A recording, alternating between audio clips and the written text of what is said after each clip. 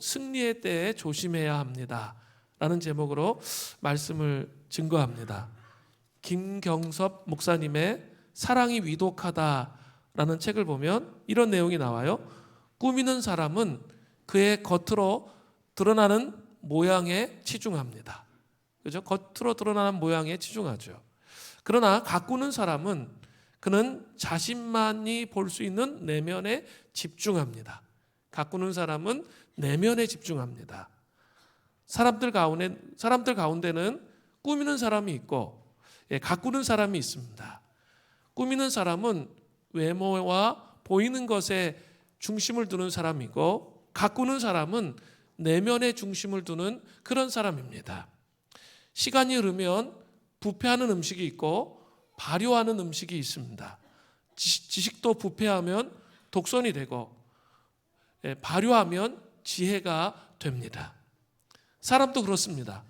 꾸몄던 사람은 점점 부패에 저물어 가고, 가꾸었던 사람은 발효해서 여물어 갑니다. 머리채가 아름다웠던 다윗의 아들 압살롬은 내면을 선하게 가꾸지 못한 채 반역을 일으킵니다. 결국 그 아름다운 머리채 때문에 나무에 걸려서 비참한 최후를 맞이하게 됩니다. 뉴욕의 한 저널리스트는 유명인들의 삶과 문화에 관한 글을 이렇게 기고했습니다. 유명인들은 불쌍합니다.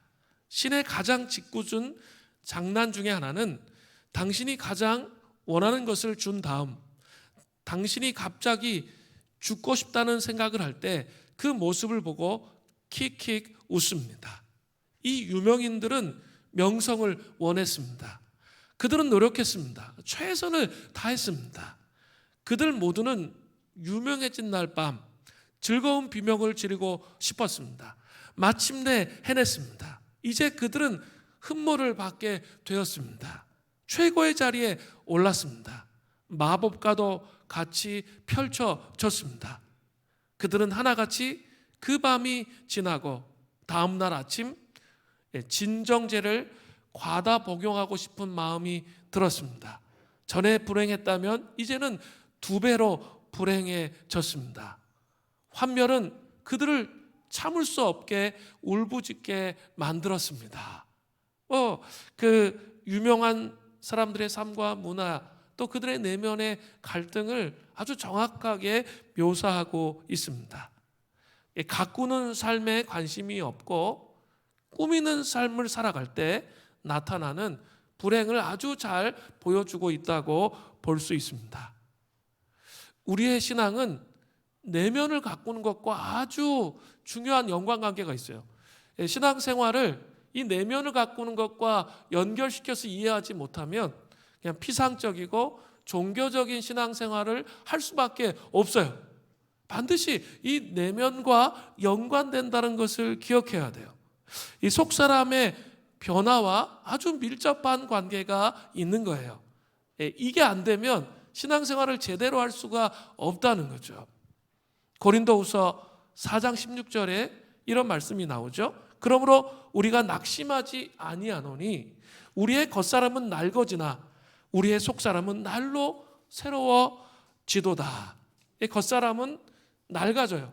그러나 우리의 속사람, 예수 그리스도를 영접한 속사람은 우리가 예수님을 영접할 때 그 속사람 안에 생명의 씨앗이 이렇게 심겨진단 말이에요. 그래서 정말 예수 그리스도를 깊이 알아가면 알아갈수록 이 생명의 씨앗이 자라가서 예수님의 생명이 우리 안에 충만해지도록 그렇게 된다는 거죠. 그러니까 하나님의 백성들은 어때야 돼요? 속사람의 관심을 아주 많이 기울여야 되면서 내면을 잘 가꾸어가는 그런 삶을 살아야 한다는 겁니다. 이렇게 될 때 승리하고 나서도 일관되게 하나님과 동행하는 삶을 살아갈 수 있어요. 그죠? 승리하고 난 다음이 중요해요. 승리하고 난 다음에 일관되게 동일하게 하나님과 동행하는 삶을 사는 게 신앙인의 모습이에요. 오늘 본문은 기드온이 미디안과의 전쟁 과정에서 나타나는 성품을 통해서 우리가 승리의 때에 조심해야 할 것이 무엇인지를 적나라하게 보여주고 있습니다. 함께 살펴보겠습니다. 승리의 때에 조심해야 할 첫 번째 것은 놀라운 분별력으로 상황을 파악하는 겸손함이 있어야 돼요. 기드온의 300용사가 미디안과의 전쟁에서 밤에 기습을 했죠. 그때 전쟁 도구가 뭐였어요? 횃불, 그리고 항아리, 양각 나팔, 이것을 가지고 나가서 밤에 대승을 하게 됩니다. 하나님께서 놀라운 기적을 베푸셔서 미디안 사람끼리 막 치고받고 싸우다가 죽이게 하셨습니다. 그들은 허겁지겁 요단강 동쪽으로 도망가려고 했습니다. 그때 기드온이 에브라임 사람들에게, 에브라임 지파에게 사자를 보내서 요단강에 이르는 수로를 점령하게 해서 미디안 사람을 쳐 죽였습니다. 요때까지 전쟁 동안에 죽은 사람의 수가, 미디안 사람의 수가 무려 12만 명이에요. 12만 명의 사람들이 죽었고요. 또 에브라임 지파는 미디안의 방백 오렙과 스앱의 오렙과 스앱의 머리를 베었습니다. 사사기 7장 24절부터 25절에 잘 나타나요. 아주 놀라운 전가를 올렸습니다. 에브라임 사람들은 오렙과 스앱의 머리를 가지고 요단강을 건너 나머지 미디안 사람을 추적하는 기드온에게 왔습니다. 그러나 에브라임 사람들이 뜻밖의 반응을 하는 내용이 오늘 본문의 시작이에요. 사사기 8장 1절을 보세요. 에브라임 사람들이 기드온에게 이르되 내가 미디안과 싸우러 갈 때 우리를 부르지 아니하였으니 우리를 이같이 대접함이 어찌 됨이냐 하고 그와 크게 다투는지라. 자, 보세요. 크게 다투는지다 해서 다투다는 히브리어로 라브인데 말다툼하다라는 뜻이에요. 심하게 말다툼한 거죠. 그러니까 에브라임 사람들과 기드온이 심하게 언쟁을 벌이는 그런 모습이 나타나고 있습니다. 자, 기드온은 므낫세 지파예요. 므낫세 지파와 에브라임 지파는 요셉의 아들이죠. 야곱의 손자. 야곱의 아들이 아니고 요셉의 아들이에요. 요셉의 아들로 친형제입니다. 그런데 친할아버지 야곱이 축복할 때 장자가 므낫세예요. 므낫세보다 차자 에브라임을 더 앞세워서 축복을 했어요. 이것이 화근이 되어서 서로 이렇게 치고받고 싸우는 거죠. 계속 치고받고 싸우는 거예요. 시기와 질투 이런 것들이 그들 안에 상당히 많았다는 거죠. 근데 므낫세 지파인 기드온이 먼저 나가서 승리한 것 같으니까 시기심으로 에브라임 지파가 어떻게 하는 거예요? 몽리를 부리는 거죠. 몽리를. 참속이 좁아요. 이것은 기드온이 자기가 막 노력해서 한 게 아니라 하나님의 명령에 순종해가지고 자기도 숫자 많이 데리고 나가고 싶었어요. 그런데 그렇게 데리고 나간 것이 아니라 300명만 데리고 나가서 하나님의 명령에 순종해서 승리한 거죠. 자신의 의지가 아니었어요. 그럼에도 불구하고 자기들 싹 빼놓고 에브라임 지파 자기들 싹 빼놓고 므낫세 지파 자기들끼리 쿵짝쿵짝해서 이렇게 승리한 것 같으니까 계속 몽리를 부리는 거죠. 우리도 이러한 인간적인 모습을 보일 때가 있습니다. 공동체 생활을 하다 보면 누가 사업에 기름 부으심으로 잘 되었더라, 또 직장 생활에 누가 승진하고 정말 이렇게 형통하게 되어서 억대 연봉을 받았더라, 이 덜화가 되게 많아요. 이런 소문들이 나요. 그리고 이제 우리가 애들이 좀 작아서 그렇지, 어려서 그렇지, 이제 애들이 청년부쯤 간단 말이에요. 그러면 누구네 집 자식이 며느리감으로 사위로 최고더라. 직장도 좋지, 신앙도 좋지, 모든 게 좋아. 그러니까 얘가 최고야. 그런데 우리 자식 새끼를 보면 이게 마음에 안 드는 거죠. 그러면서 마음에 심술이 나는 거죠. 그리고 그 심술 부리고 싶은 마음이 다가오는 거죠. 그런 마음들이 들어오는 거죠. 시기와 질투가 공동체 안에 많이 들어올 수가 있어요. 그때 그 감정이 흘러가는 대로 하시면 안 돼요. 그럼 어떻게 하라 그랬죠? 이를 악무세요. 이를 악물고 오히려 그 잘된 사람을 진심으로 축복을 하세요. 그러면 오히려 하나님 나라의 공동체의 풍성함이 이 공동체 안에 임하는 거예요. 그리고 우리 아이도 나의 삶도 잘 될 수 있게 되는 거예요. 다 때가 있어요. 근데 우리는 잘된 것만 보고 걔가 연단받고 그 연단의 과정을 온 것들은 전혀 생각하지 않고 잘된 것만 보고 얘기하거든요.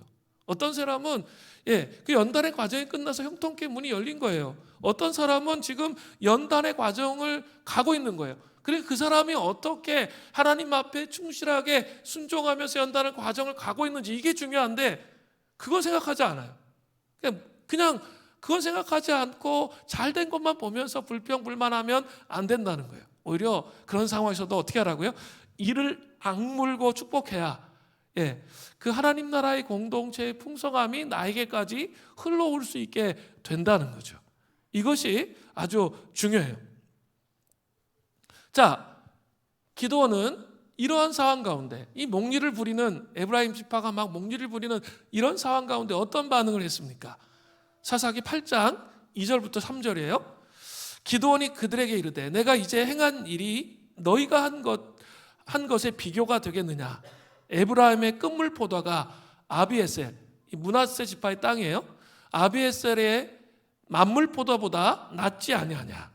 하나님이 미디안의 방백 오렙과 셉을 너희 손에 넘겨주셨으니 내가 한 일이 어찌 능히 너희가 한 것에 비교가 되겠느냐 하니라. 기드온이 이 말을 하매 그때 그들의 노여움이 풀리니라. 자, 기드온은 이런 상황 가운데 같이 맞짱을 뜰 수 있어요. 막 혈기를 부리고 막 피 터지게 싸우면서 막 화를 낼 수 있는 그런 충분한 상황이었습니다. 그러나 기드온은 그렇게 하지 않았어요. 왜 그렇게 하지 않았을까요? 기드온은 지금 요단강을 건너간 나머지 사람 15,000명인데 오늘 본문에 보면 12만 명이 죽었고 15,000명이 남았어요. 그 15,000명을 추격하는 일에 집중되어 있었기 때문이에요. 하나님께서 기회를 주셨을 때 완전히 그들을 무너뜨리고 승리하는 것에 집중되어 있었던 것이죠. 지난 17년 동안 미디안 사람들의 그 압제를 완전히 끝내고 승리할 수 있는 기회를 놓치기를 원하지 않았던 거예요. 이것은 사실 하나님의 마음에 합한 거예요. 그죠? 하나님께서 이스라엘 백성들에게 완전한 승리를 주시기를 원하셨기 때문이죠. 그들 15,000명을 완전히 13만 5천 명이 있었는데 15만 명은 죽었어요. 그리고 요단강을 15,000명이 건너갔어요. 그들을 완전히 물리치기를 원하셨습니다. 그래서 미디안으로부터 완전한 승리를 주시기를 원하신 게 하나님 아버지의 마음이었던 것이죠. 기드온은 이 같은 동족끼리 갈등 속에서 헤매면서 하나님 나라의 일을 망치기를 원하지 않았던 것이죠. 번지수가 틀리다는 거예요. 우린 자꾸 이 교회 생활하다 보면 형제자매들끼리 싸워요. 성도들끼리 이 성도들이라는 이름 자체가 아주 중요한데 거룩한 무리잖아요. 하나님을 따르는 이 거룩한 무리들끼리 싸우면 돼요, 안 돼요? 안 되는 거죠. 번지수가 틀린 거예요. 그 뒤에 배후의 역사는 원수 마귀가 우리의 주적이라는 사실을 잊어버리는 거죠. 그리고 있죠, 사람들을 미워하고 원망하고 감정의 소모가 되도록 그런 싸움을 하는 거죠. 그런데 기드온은 그러기를 원하지 않았던 거예요. 에너지 소모를 그런 쓸데없는 데 하기를 원하지 않았다는 거예요. 부부관계에서도 계속 감정적인 막 골과 긴장이 계속되고 그런 곳에 막 쓸데없이 에너지를 막 소모하게 되면 어떻게 되죠? 우리 자녀들이 건강하게 자랄 수가 없게 돼요. 그 적이 우리 내부에 있는 것이 아니라는 사실을 인식해야 되는 거죠. 그런데 그렇게 하지 않을 때 그 소모로 인해서 우리의 자녀들이 고통을 당할 수 있다는 거죠. 기드온은 겸손하게 놀라운 분별력으로 사명에 집중하는 반응을 했다는 거예요. 일단 에브라임 지파를 달랬어요. 기드온 자신이 행한 일은 에브라임 지파가 한 일과 비교가 되지 않는다는 거예요. 그래서 속담까지 동원하죠. 예, 에브라임의 끝물포도는 거의 찌꺼기잖아요. 예, 그것이 아비에셀의 만물포도보다 훨씬 더 낫다는 거예요. 예, 만물포도가 훨씬 더 달겠죠. 끝물이 찌꺼기인데. 그 므낫세 지파의 그 아비에셀의 그 포도보다 훨씬 더 단 게 에브라임의 끝물 포도라는 거죠. 훨씬 너희들이 낫다는 거예요. 이렇게 이제 이야기해요. 그리고 지금 에브라임 지파는 미디안의 방백 오렙과 스웹의 머리까지 가지고 있기 때문에 너희들이 훨씬 더 많은 일을 했다는 거예요. 300용사를 데리고 나가서 전쟁을 했지만 그것보다 더 중요한 것은 너희들이 지금 방백들을 붙잡고 있잖아. 머리를 잘랐잖아. 예, 그렇게 이야기하면서 너희들이 훨씬 더 많은 일을 했다고 칭찬을 했던 것이죠. 이렇게 말하자 에브라임 사람들의 노여움이 풀어졌어요. 그래서 집중할 수 있는 일에 집중하게 됐어요. 15,000명을 추격하는 일에 집중하게 된 거죠. 승리의 때에 조심해야 할 것이 있습니다. 놀라운 분별력으로 상황을 파악하는 겸손함이 필요해요. 여러분 이제 그런 거 경험해 보셨어요? 수련회, 전교인 수련회 딱 끝나고 집에 기쁜 마음으로 가려고 하는데 애들끼리 싸워. 그럼 막 마음이 상하잖아요. 그래가지고 그 마음이 상해가지고 그 싸움이 어느 싸움이 돼. 그러면 은혜 다 까먹는 거예요. 그리고 하나님께서 원하시는 방향으로 갈 수가 없게 되는 거죠. 그 놀라운 분별력으로 그 마음과 감정을 잘 지켜야죠. 아, 이게 영적인 싸움이구나. 그것을 이해하면서 겸손하게 그 상황을 파악하고 겸손하게 분별력으로 함께 소통하며 대화하는 것, 이거 정말 중요한 거예요. 그게 첫 번째입니다. 승리의 때에는 항상 조심해야 돼요. 이런 갈등이 일어나는지 일어나지 않은지 조심하면서 그것을 점검하고 풀어가는 것이 아주 중요하다라는 것이죠. 두 번째는 분노함으로가 아니라 온유함으로 반응해야 됩니다. 승리의 때 조심해야 할 것 두 번째, 분노함이 아니라 온유함으로 반응해야 됩니다. 기드온과 300용사는 요단강을 건너 도망한 미디안의 잔적을 추격할 때 대단히 피곤함을 느꼈습니다. 밤새도록 전쟁하고 계속 달리니까 얼마나 피곤하겠어요. 사사기 8장 4절을 보세요.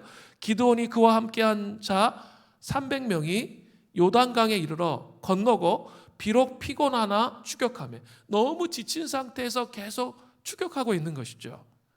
요단 동편에 추격하는 지역에는 이스라엘의 두 성이 있었습니다. 바로 오늘 본문에 나오죠. 숫꽃과 분우엘입니다. 그 성에서 떡과 음료를 공급받고 미디안의 잔적을 추적하면 훨씬 더 힘을 내서 추격할 수 있죠. 그래서 먼저 기드온이 숫꽃에 가서 도움을 청했던 거예요. 사사기 8장 5절을 보세요. 그가 숫꽃 사람들에게 이르되 나를 따르는 백성이 피곤하니 청하건대 그들에게 떡덩이를 주라. 나는 미디안의 왕들인 세바와 살문나의 뒤를 추격하고 있노라 하니. 자, 숫꽃은 갓지파에게 분배된 요단 동편의 땅이에요. 같은 동족이잖아요. 당연히 기드온은 이들의 도움을 받을 줄 알았죠. 그런데 전혀 예상하지 못한 반응이 나오는 거예요. 사사기 8장 6절에 보세요. 숫꽃의 방백이 이르되 세바와 살문나의 손이 지금 내 손 안에 있다는 거냐? 어찌 우리가 내 군대에게 떡을 주겠느냐 하는지라. 자, 고대 전쟁의 풍습 중에 하나는 죽은 자의 손을 잘라서 모으는 거예요. 아주 좀 잔혹하죠. 그들을 죽였다는 증거를 이 손을 잘라서 가지고 있었던 것이죠. 그래서 공동 번역에는 이렇게 번역되어 있거든요. 당신이 지금 세바와 살문나의 손목을 잘라 가졌단 말이요? 그게 뭐예요? 너가 정말 세바와 살문나를 이겼다는 말이냐? 이런 말이죠. 숫꽃의 방백들은 이스라엘 백성임에도 불구하고 세바와 살문나를 훨씬 두려워해서 기드온의 초라한 그 300명의 용사를 우습게 여기면서 말했던 것이죠. 미디안의 군대의 총수가 제가 총 몇 명이라고 했어요? 13만 5천 명. 13만 5천 명이에요. 12만 명은 요단강 건너기 전에 다 죽었어요. 예, 그렇지만 여전히 15,000명이 요단강을 건넜잖아요. 그러니까 300명보다 훨씬 더 많아요. 15,000명이니까 여전히 더 많단 말이에요. 그러니까 그 숫곳 사람들이 누구를 더 두려워한 거예요? 동족인 기드온을 도와주는 게 아니라 미디안 사람을 미디안 사람들이 훨씬 더 인원이 많기 때문에 그들을 두려워한 거죠. 그래서 도와줄 수 없다. 후한이 두렵기 때문에 이렇게 말했던 것이죠. 숫곳 사람들은 믿음으로 기드온처럼 반응하지 못했고 인간적인 반응을 하게 된 거죠. 영적인 눈이 띄어지지 못한 거예요. 하나님의 백성임에도 불구하고 그런 모습이죠. 이런 모습을 보자 기드온은 에브라임 지파 때처럼 겸손함으로 분별력으로 반응했습니까? 너무 피곤했나 봐요. 그렇게 반응하지 않았습니다. 온유함으로 반응하지 못했습니다. 완전히 혈기와 분노로 완전히 분노를 폭발하면서 반응하고 있습니다. 사사기 8장 7절을 보세요. 기드온이 이르되 그러면 여호와께서 세바와 살문나를 내 손에 넘겨주신 후에 내가 들가시와 찔레로 너희 살을 찢으리라 하고, 이 찢으리라는 히브리어의 원어는 뒤씨인데 타작하다, 이 돌이 깨질하다 이런 뜻이 있어요. 그러니까 이것은 가시와 찔레로 된 도리깨로 마치 농부가 알곡을 까기 위해서 때리듯이 아주 혹독하게 쳐서 너희들을 찢어 죽일 것이다 이런 말이에요. 참 참혹한 말이죠. 그런데 이것은 브누엘에서도 마찬가지였어요. 사사기 8장 8절을 보세요.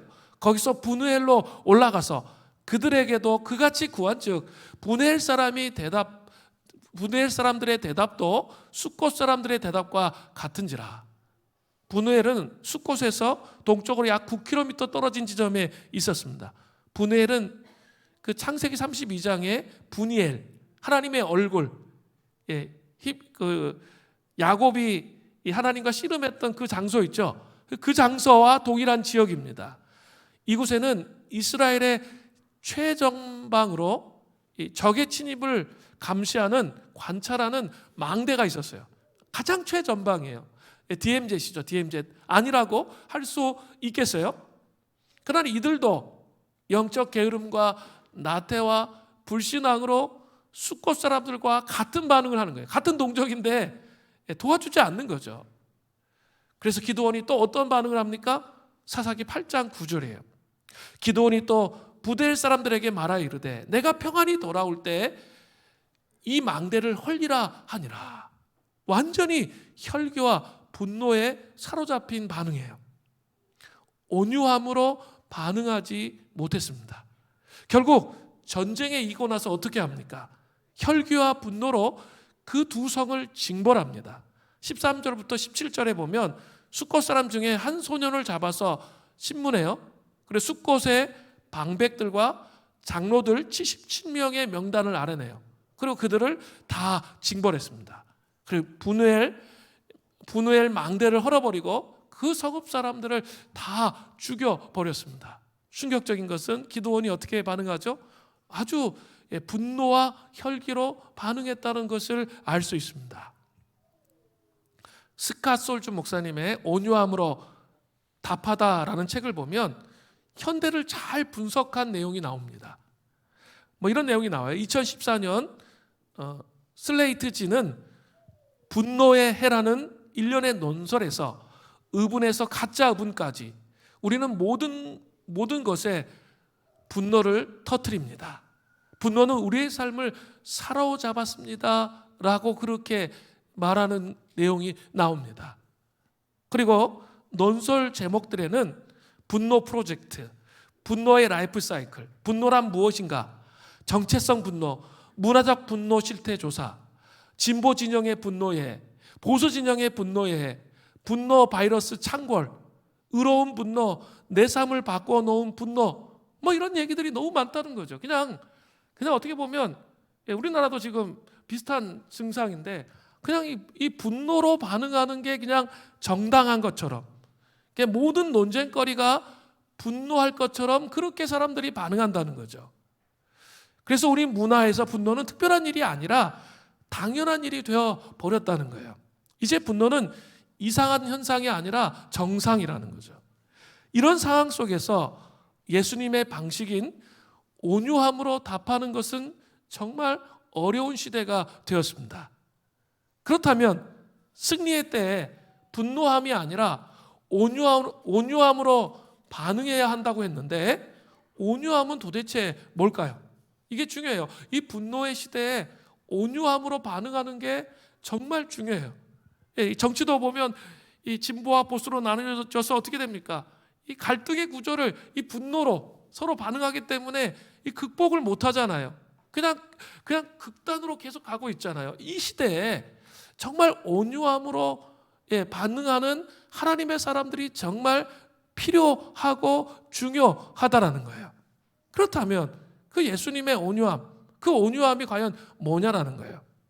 마태복음 5장 5절에 보면 온유한 자는 복이 있나니 그들이 땅을 기업으로 받을 것이며 라고 되어 있어요.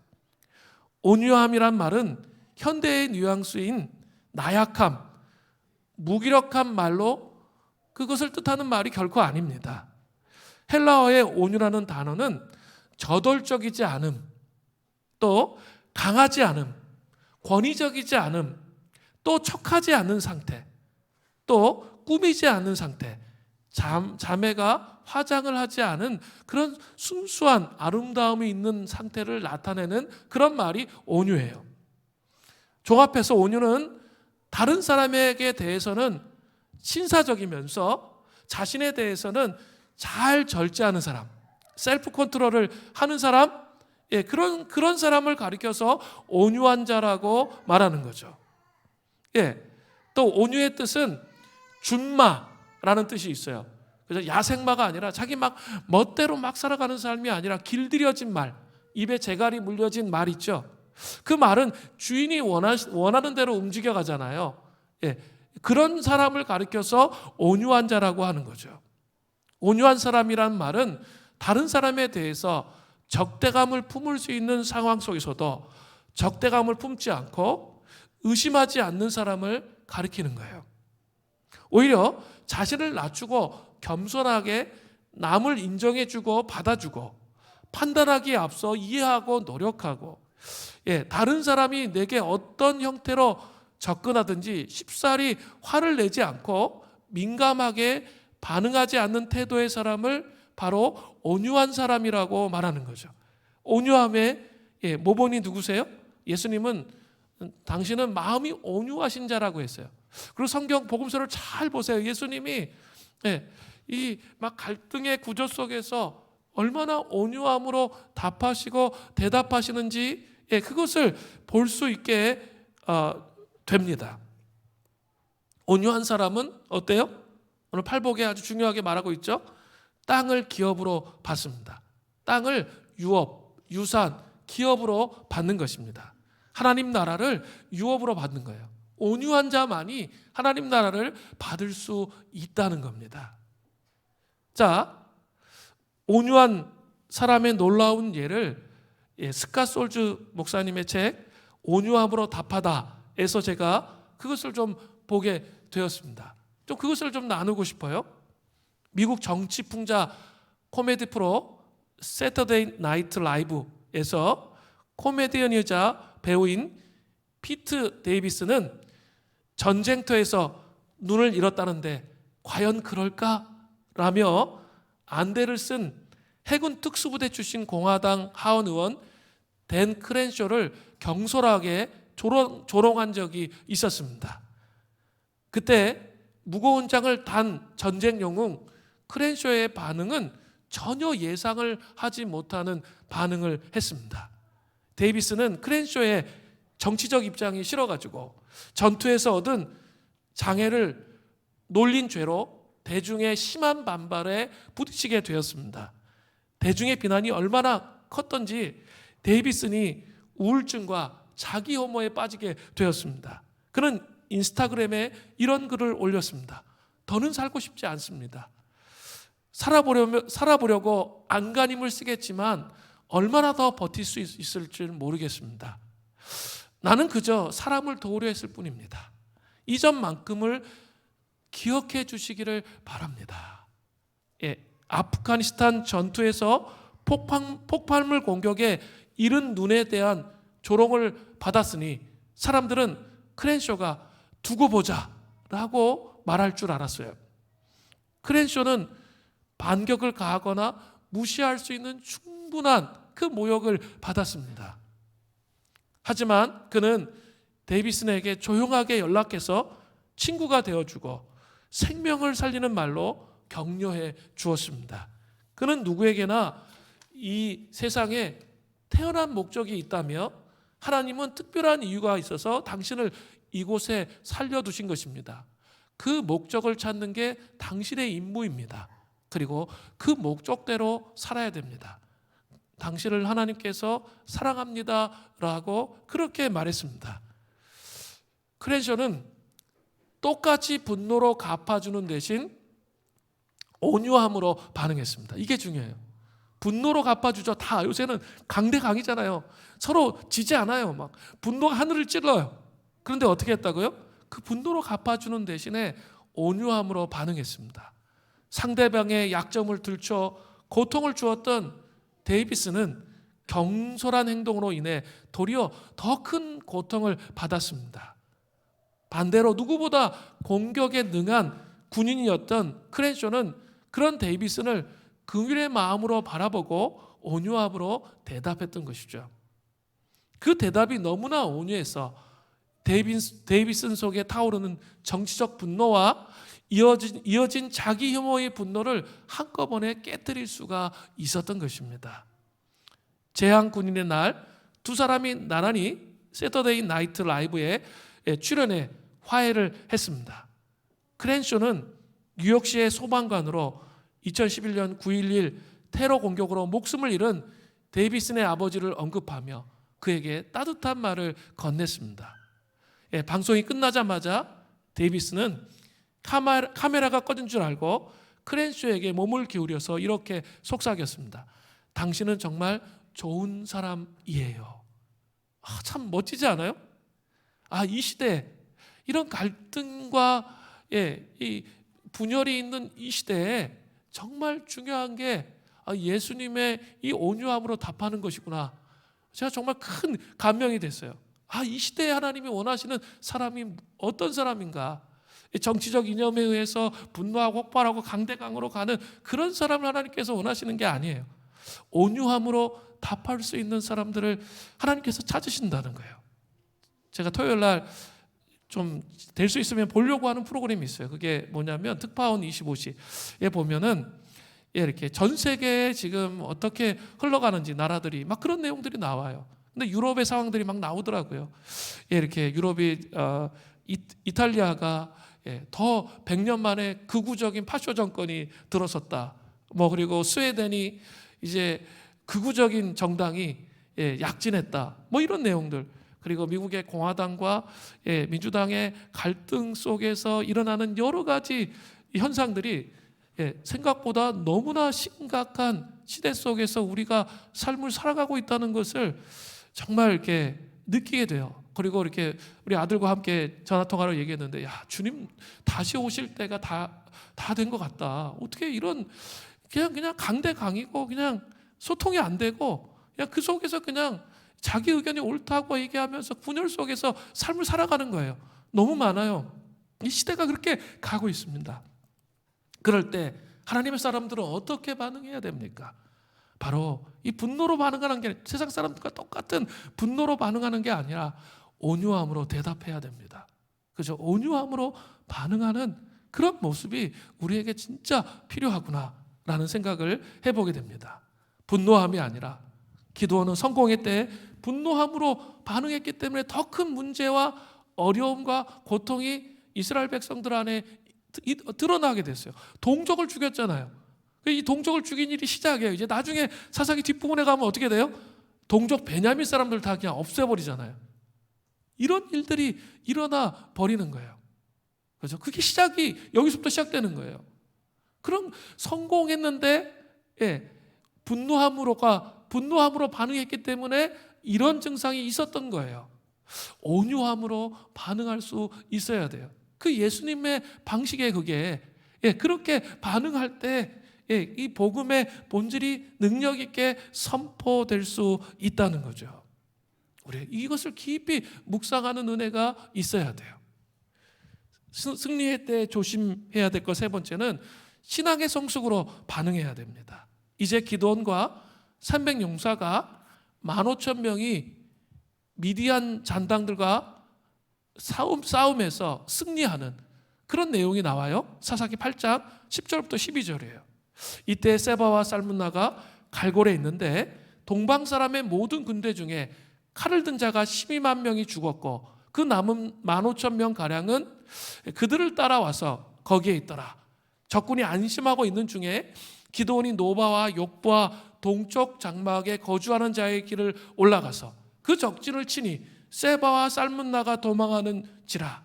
기드온이 그들의 뒤를 추격하며 미디안의 두 왕 세바와 살문나를 사로잡고 그 온 진영을 격파하니라.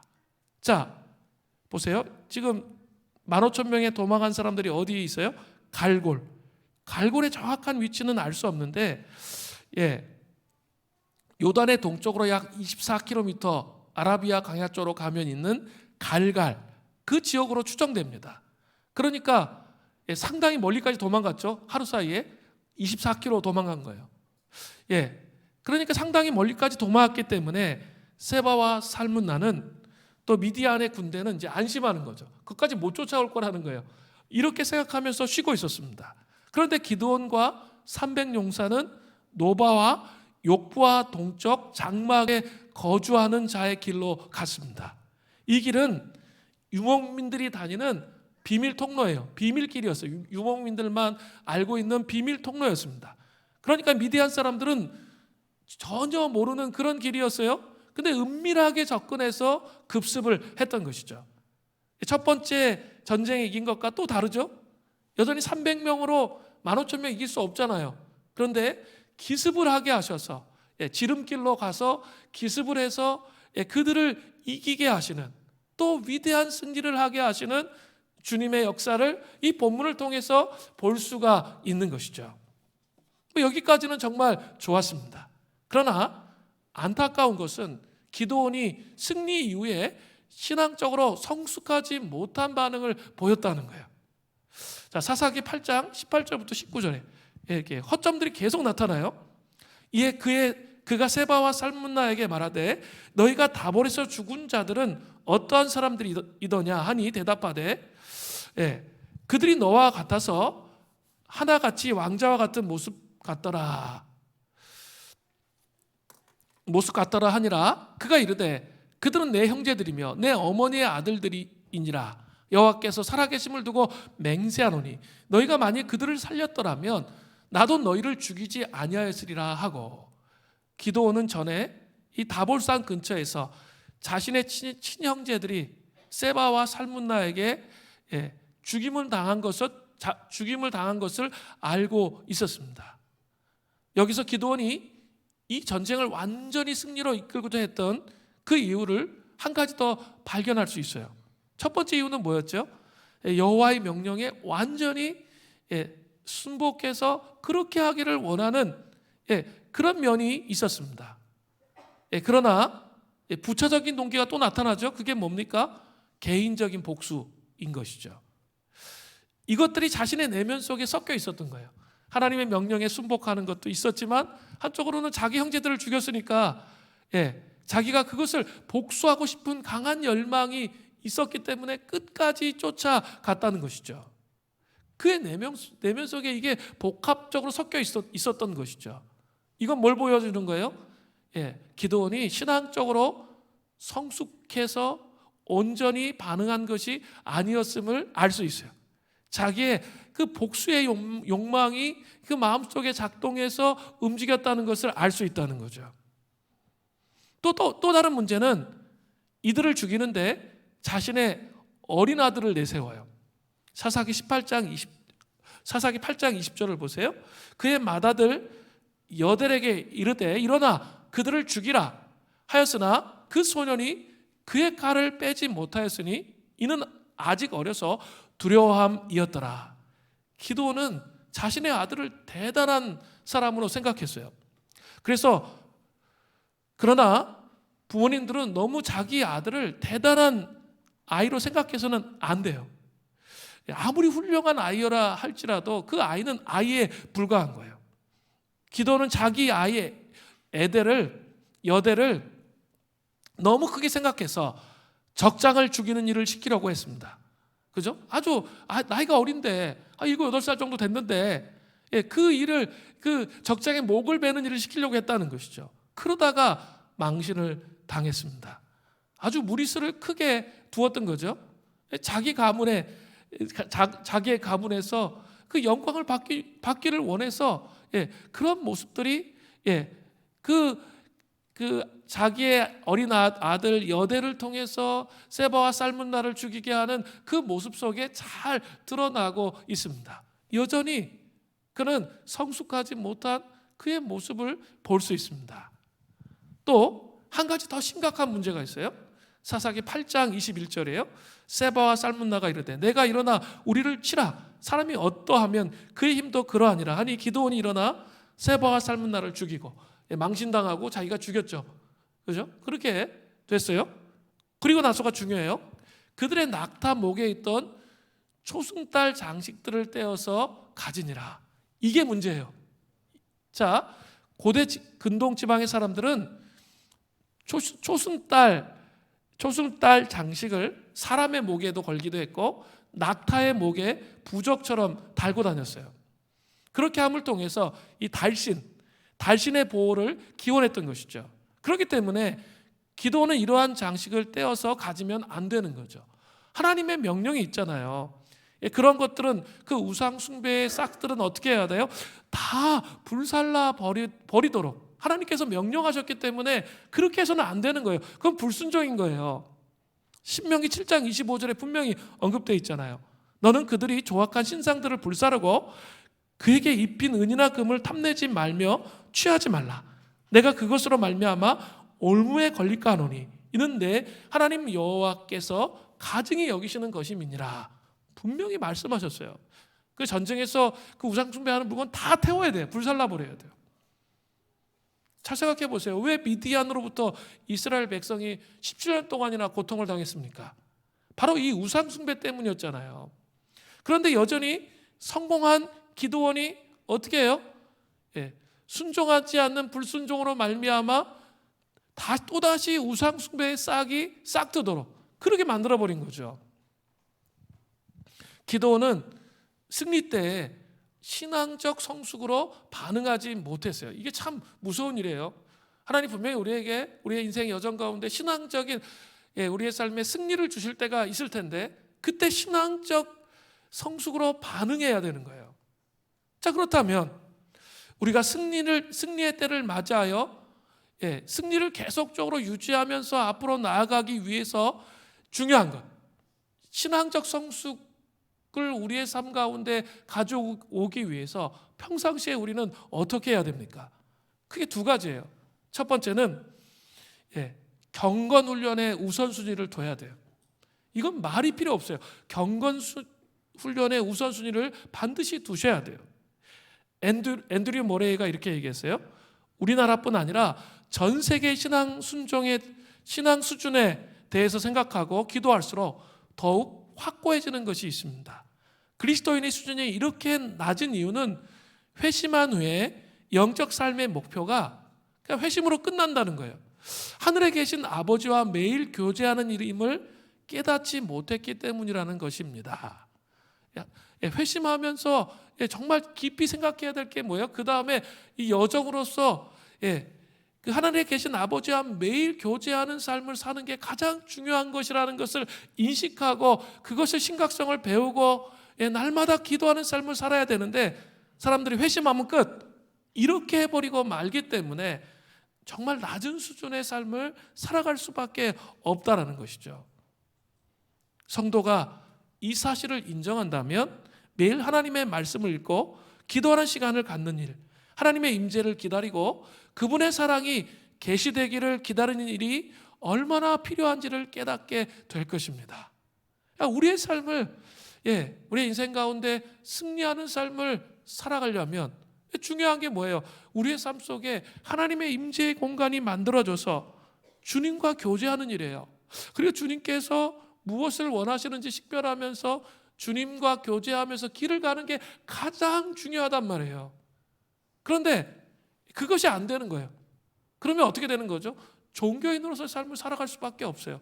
신앙인이 아니라 종교인으로서 삶을 사는 거죠. 관계가 소통이 안 되니까 그런 삶을 산다는 거죠. 그렇기 때문에 이것은 아무리 강조해도 지나치지가 않아요.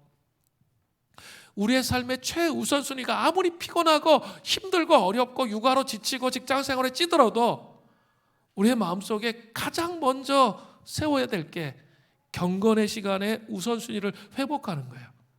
이거 중요해요. 저는 그렇게 생각이 들어요. 여러분이 정말 한 시간만, 우리 모든 성도들이 한 시간만 자기의 삶에 이른 아침에 한 시간만 어떤 방식이든지 이 경건의 시간을 위해서, 경건의 훈련을 위해서 하나님께 드릴 수 있다면 저는 여러분의 삶의 영역 가운데 임재의 공간이 넓혀질 것이라 확신해요. 그리고 이것이 365일이 쌓여 보세요. 그러면 일주일 분주함 때문에 아무것도 하지 않고 살아간 사람과는 엄청난 차이가 나타나는 거예요. 여러분 정말 사업의 기름 부으심을 받으시기 원하시죠? 또 자녀의 기름 부으심을 받으시기를 원하죠? 직장생활의 기름 부으심을 받으시기 원하죠? 그럼 어떻게 기름 부으심이 오겠어요? 우리의 삶에 하나님의 임재의 공간을 만들어야 오는 거죠. 그것이 가장 우선순위예요. 경건의 훈련의 우선순위를 갖는 것. 그 삶을 통해서 우리가 어떻게 돼요? 그 신앙적 성숙에 갈 수 있는 기초가 다져지는 거예요. 이거는 핑계 되어서는 안 돼요. 어떤 핑계도 우리가 될 수는 없어요. 어떤 상황이 와도 지켜내고 씨름해야 할 영역이라는 거죠. 정말 액션을 취하는 거. 아무리 피곤해도 막 그냥 말씀보다 조세요. 괜찮아요. 하나님이 참 기뻐하세요. 그리고 불쌍히 여기세요. 그냥 말씀 보다가 너무 피곤해서 조셔도 그냥 일주일에 한 3일은 졸아도 돼요. 그래도 괜찮아요. 내가 그런 액션을 취하면서 하나님 앞에 나가려고 하는 그 모습이 중요한 거거든요. 하나님 보시는 건 그거예요. 그렇게 세워지는 것이 중요해요. 그래야 신앙의 성숙으로 갈 수 있다는 거죠. 우리가 수련회 가서 큰 그림, 하나님 나라의 큰 그림을 보았다고 해서 그게 이루어지는 게 아니에요. 우린 또다시 작은 삶의 영역에서 신앙의 성숙 안에서 이 씨름을 계속해 나가야 돼요. 그러면 반드시 승리의 때가 와요. 그러면 그 승리의 때가 일순간에 한순간에 승리의 때로 끝나는 게 아니라 계속적으로 승리의 삶으로 이어질 수 있는 신앙의 성숙의 반응을 할 수 있게 되는 거죠. 잘못된 반응을 하지 않게 된다는 거예요. 두 번째는 정결화의 작업입니다. 사람을 비롯해 모든 것들이 잘 더러워지는 경향이 있어요. 옷, 어린이 손, 욕실, 현관, 우리의 몸 등에는 먼지나 부스러기 혹은 때가 쌓이므로 자주 빨거나 씻거나 손질을 해주어야 돼요. 우리는 하나님 앞에서 이미 십자가로 말미암아 의롭게 되었습니다. 예수님이 우리의 모든 불의를 친히 담당하셨고 우리에게 그분의 의를 옷 입혀 주셨기 때문이죠. 에베소서 1장 4절에 잘 나타나요. 곧 창세전에 그리스도 안에서 우리를 택하사 우리로 사랑 안에서 그 앞에 거룩하고 흠이 없게 하시려고. 하나님은 우리를 거룩한 아들의 신부가 되도록 미리 정하셨어요. 그러나 우리는 항상 거룩하게 살지 못합니다. 왜냐하면 타락한 세상에 살고 있기 때문이죠. 우리는 오염된 육체 안에 거하고 있기 때문에 영적인 손과 발 그리고 옷을 항상 더럽히기 마련입니다. 그죠? 그렇기 때문에 우리가 신앙생활하는 방법에 대해서 여러분 잘 아셔야 돼요. 요한복음 13장에 보면 예수님이 최후의 만찬에서 베드로와 대화하신 내용이 나와요. 발을 씻기시려고 하는데 베드로가 황망해가지고 제 발을 씻기실 수 없습니다. 버팅겨요. 그러니까 예수님 뭐라고 얘기하세요? 그러면 너와 내가 상관이 없다는 거예요. 그래서 베드로가 오버하죠. 그러면 손발만 씻겨주지 말고 온몸을 다 씻겨주십시오. 그러니까 예수님께서 말씀하셨죠. 손발만 씻으면 된다는 거예요. 그죠? 이게 뭘 의미하는 걸까요? 우리가 예수 그리스도를 영접하는 거예요. 칭의, 신학적으로 칭의, 예수님을 영접하는 순간 우리는 이제 온몸을 한번 다 씻은 게 되는 거죠. 그렇지만 세상을 살아가면 어때요? 계속 손발이 막 더러워져요. 지저분해져요. 그렇기 때문에 어떻게 해야 돼요? 그럴 때마다 손과 발을 예수님께 나와서 씻어야 돼요. 십자가 앞에 나와서 씻어야 되는 거죠. 씻어내는 그 작업이 뭘까요? 정결화의 작업이에요. 그게 뭘까요? 또 신학적으로 성화의 작업이죠. 우리가 성화되어 가는 과정이에요. 그래서 우리가 신의 성품에 참여한 자가 되게 되는 것이죠. 이게 한 번에 되는 게 아니에요. 수련회 갔다고 와서 여러분이 갑자기 이렇게 거룩한 높은 수준의 삶을 살아가는 게 아니에요. 그게 아니고 뭘 해야 돼요? 계속적으로 삶 속에서 손발을 씻는 작업을 계속해야 돼. 늙어 죽을 때까지. 그러면 점점 어떻게 돼요? 우리 내면이 변화돼요. 점점 내면이 변화되면서 우리가 신의 성품에 참여한 자가 되는 거예요. 정결화의 과정으로 나아갈 수 있게 된다는 거죠. 그렇게 우리를 부르셨다는 거예요. 그런데 이제 구원파나 이런 데는 한 번 예수님 믿고 끝, 그 다음에 내 마음대로 살았대. 그 말이 얼마나 잘못된 말인지 아셔야 돼요. 정말 잘못된 말이에요. 끊임없이 이 회개를 통해서 십자가 앞에서 씻음을 통해서 하나님 앞에 더 가까이 나아가는 거예요. 우리는 예수 그리스도의 피를 통해 그분과의 관계 속에 들어가 영원히 깨끗해졌습니다. 그러나 이 세상과 개인의 선택에 의해 삶이 더럽혀지면 그때마다 돌아와서 어떻게 해야 돼요? 예수님의 보혈로 씻어야 되는 거예요. 씻고 정결케 되면서 이 성화의 여정을 가도록 그렇게 부르심을 입었다는 거죠. 그게 뭐라고요? 정결화의 과정이에요. 이걸 아셔야 돼요. 한 번에 완성되는 게 아니에요. 여러분 그런 거 이렇게 아세요? 전교인 수련회 갔다 와서 이번 주 금요심야기도에 보니까 이렇게 좀 이렇게 상태들이 많이 이제 안 좋아지셨더라고요. 이렇게 그 이유가 뭘까요? 그 이유가 있어요. 죄의 관성으로 자꾸 돌아가려고 하는 습관이 있는 거예요. 습관은 하루아침에 생기지 않아요. 수련회 가서 한 번 은혜 받았다고 우리 경건의 훈련하는 습관이 생겨요? 생기지 않습니다.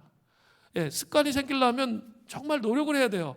그리고 한 적어도 6주 동안은 훈련해야 이렇게 6주 동안은 이렇게 훈련해야 그게 생겨요. 새벽기도 1주 나왔다고 해서 그 새벽기도 다니는 훈련이 되는가? 안 되죠. 적어도 일주일이 아니라 6주 정도는 훈련을 해야 그게 습관으로 딱 들어와요. 그러면서 바뀌죠. 똑같아요. 우리가 갖고 있는 죄의 이 습관들, 그건 어떻게 보면 평생을 통해서 세워진 거예요. 해골이 복잡한 막 생각으로 막 어떤 상황이 오면 막 생각하는 막 그런 사람들이 있어요. 그래가지고 막 정신이 없어 막 이 생각하는 거죠. 또 어떤 사람은 상황이 어려지면 막 감정적으로 다운되고 막 올라갔다 내려갔다 막 자기 마음대로 사는 것. 또 어떤 사람은 뭐 자기가 다 통제하려고 하는 욕구들 뭐 이런 것들이 있을 거 아니에요. 그거는 어떻죠? 평생을 통해서 세워져 온 거예요. 근데 이 수련회는 뭘 하는 거죠? 그 평생으로 세워졌던 틀이 그 잘못된 거구나. 그것을 벗겨야겠구나 하고 하면서 한번 벗겨지는 경험을 하는 거예요. 그 벗겨지는 경험을 했다고 해서 내가 지금 벗겨진 거예요? 아니에요. 이런 것이 있구나. 하나님의 임재 안에 이렇게 행복하고 자유롭게 살아갈 수 있는 시간들이 있구나. 이걸 아는 거죠. 내가 바뀐 게 아니에요. 그러면 어떻게 해야 돼요? 씨름을 해야죠. 예수 그리스도의 보혈로 계속 씻는 거예요. 이런 나쁜 습관들 자꾸 이렇게 삶을 살아보면 자꾸 올라오잖아요. 죄된 본성이 자꾸 올라오죠. 그것이 자꾸 벗겨지도록 씨름하는 거예요.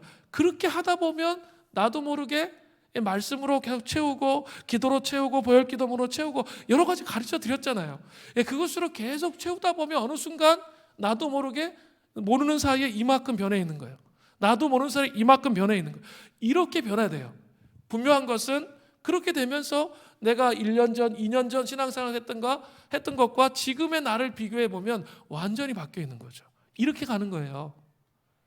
그래서 신앙생활에서 예수 그리스도의 보혈을 의지한 이 정결화의 작업이 엄청나게 중요한 거예요.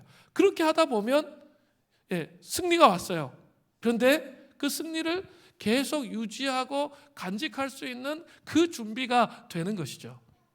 자, 이해되셨죠? 승리의 때에 조심해야 됩니다. 자, 오늘 세 가지를 말씀드렸어요. 놀라운 분별력으로 상황을 파악하는 겸손함이 있어야 돼요. 분노함이 아니라 온유함으로 응답해야 돼요. 답해야 돼요. 세 번째, 신앙적 성숙으로 반응해야 됩니다. 그러기 위해서 경건의 훈련을 계속해 가셔야 된다는 거죠. 그리고 이 정결화의 과정을 통해서 하나님 앞에 세워지는 그런 삶을 사시기를 바랍니다.